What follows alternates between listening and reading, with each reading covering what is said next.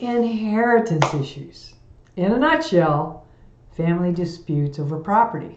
Now that's a very real experience, and that's our topic today.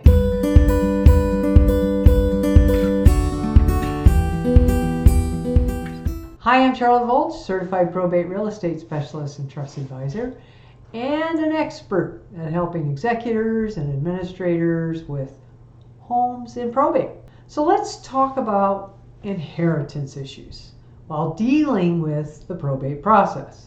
Now, one very real and very possible situation that can come up is, what do you do when more than one person inherits a property and one person wants to sell and the other person just doesn't want to sell? Now, as you can imagine, this could be awful tricky and very controversial. And this is where your probate attorney may need to step in. But there are a variety of solutions that can be put into place.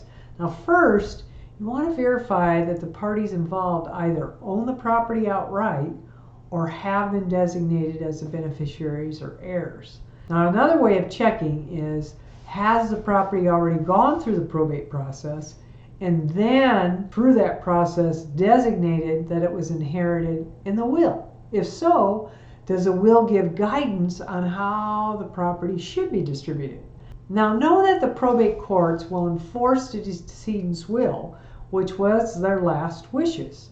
And if there's not a will, there will be an initial conversation about what should happen with the property. Oftentimes, a will have in it that both parties, typically siblings, own the property in equal shares, and they own the property together. At that point, the two parties involved will need to figure out if there's a mortgage, how that mortgage is going to be paid off. Next, it will be important to determine if there's any equity in the property. So an appraisal will give that information to all parties involved. If the property is in probate, a probate referee, which is their appraiser, will be assigned to the property. Now, that's a great way in probate to find out what the current market value of the decedent's home is according to the courts. So if the property has very little equity, it may really not be worth a fight over the property at all. But if the property is free and clear, say, has no mortgages or debts, it can complicate the situation a little bit. So say the property is valued at $500,000. Both parties have equal shares. After all the debts are paid, like claims to the property of any kind from creditors, taxes, closing costs, commissions, all that is first paid, then the distribution of the proceeds to the parties would be 50-50. If one person wants to sell and the other one doesn't, then the person that wants to keep the property would need to pay the party off.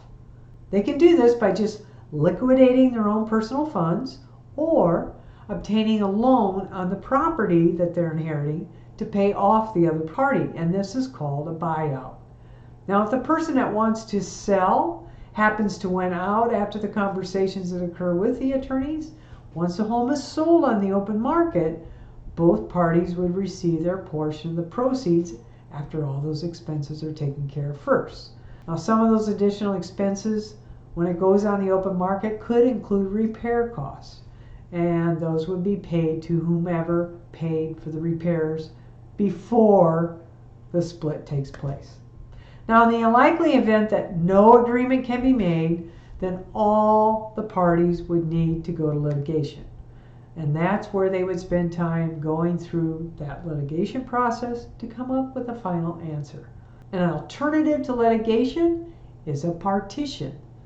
That's not the best scenario, as you can imagine, because it has to go through the courts. It's a court order that divides the house into portions, and actually this can get very messy and can cause problems within the family. So it's better to really resolve the real estate issue on your own. The courts will typically not require two or more people to own property together if they don't want to. But when the court gets involved and decides, it's never less than messy. So the suit partition in the court would most likely be done by your attorney, and that would either force a resolution of the issue or sell the property to a third party and then divide the net proceeds. I'm here on a weekly basis. If you have questions, in detail about your exact circumstances, please feel free to reach out to me directly, and I'll see you next time.